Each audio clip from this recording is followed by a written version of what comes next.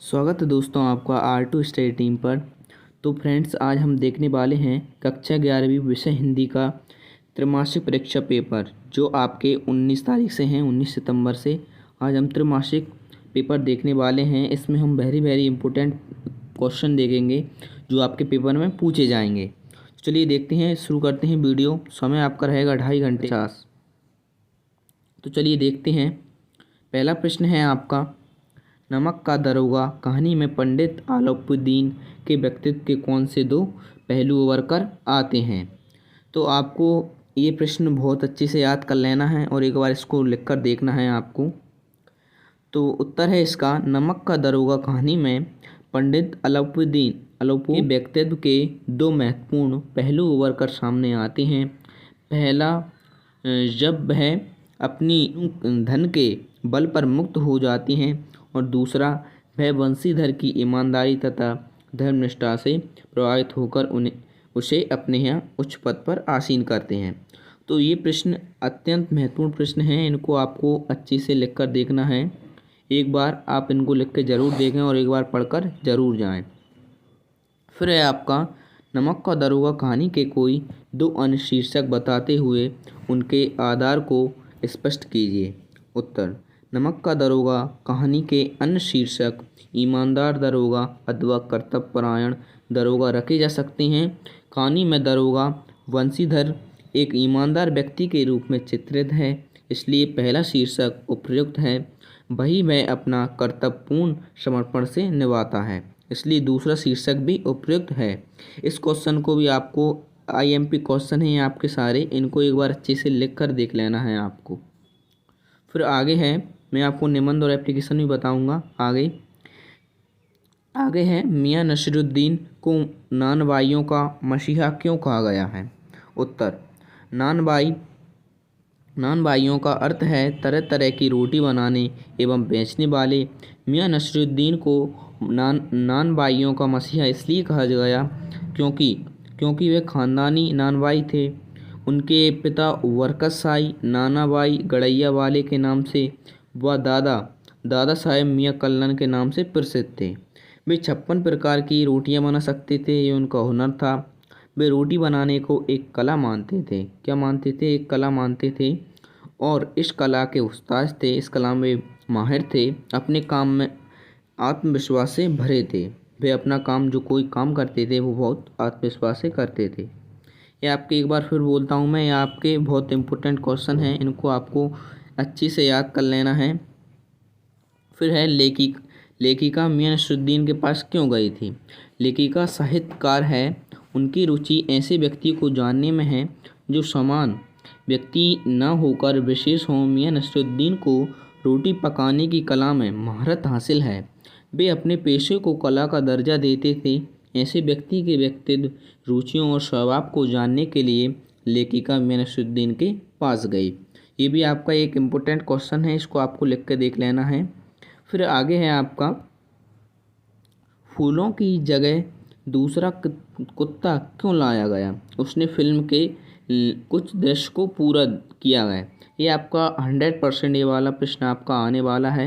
इसको आपको एक बार अच्छे से पढ़कर जाना है और इसको आप लिख कर देख लें।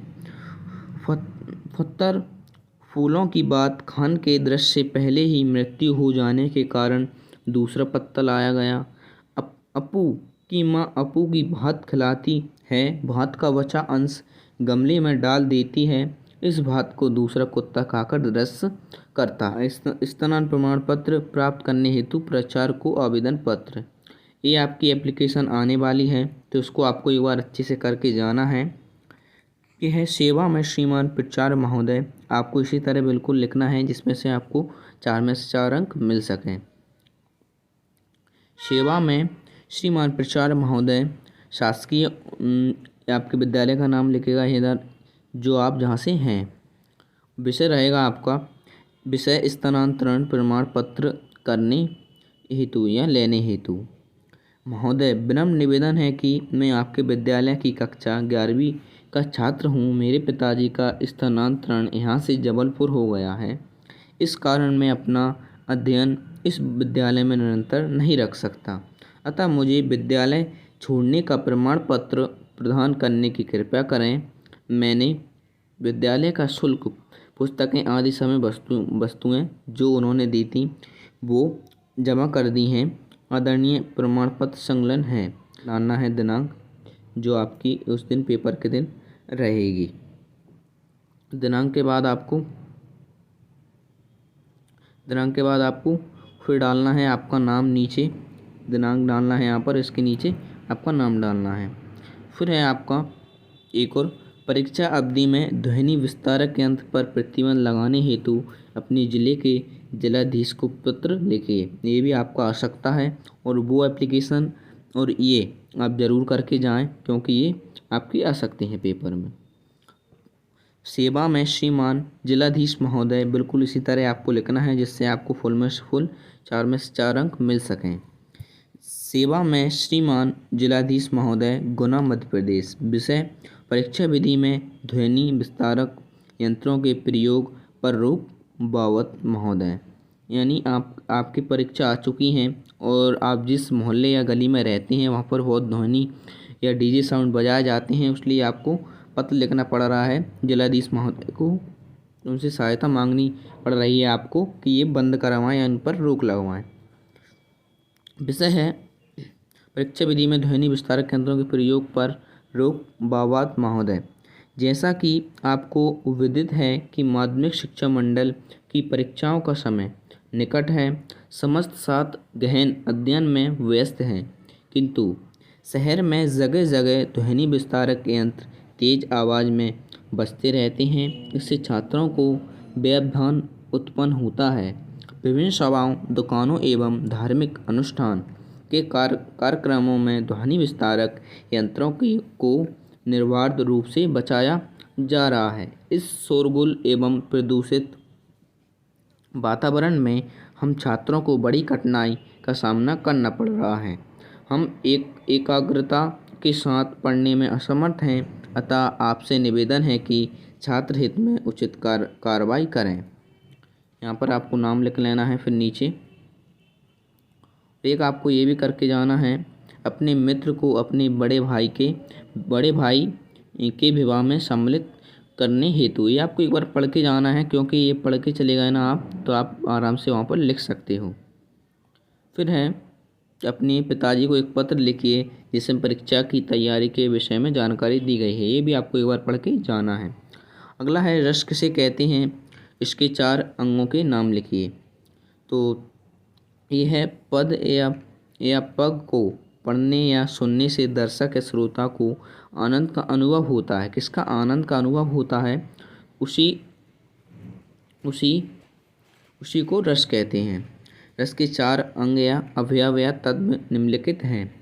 तो आप ये भी लिख सकते हैं, किसी चीज़ को देखने, पढ़ने, सुनने या उसको सुनकर जो आनंद मिलता है उसे रस कहते हैं। इसके 4 भाव होते हैं, स्थायी भाव, विभाव, अनुभाव और संचारी भाव। एक कौन सा होता है, संचारी भाव। और आपको निबंध आपको कर लेना है, विज्ञान का चमत्कार। ये 3 निबंध आपको कर लेना है, इनमें से बाहर नहीं जाएगा। फिर है खेलों के महत्व आपको कर लेना है। फिर है आपका विज्ञान, वो क्या है, कोरोना वायरस का निबंध आपको याद कर लेना है। और इसके बाद आपको करना है, आपको ये 3 ही निबंध याद कर लेना है, इसमें से आपका बाहर नहीं जाएगा। और आपको एक प्रदूषण का निबंध भी याद कर लेना है, पर्यावरण प्रदूषण।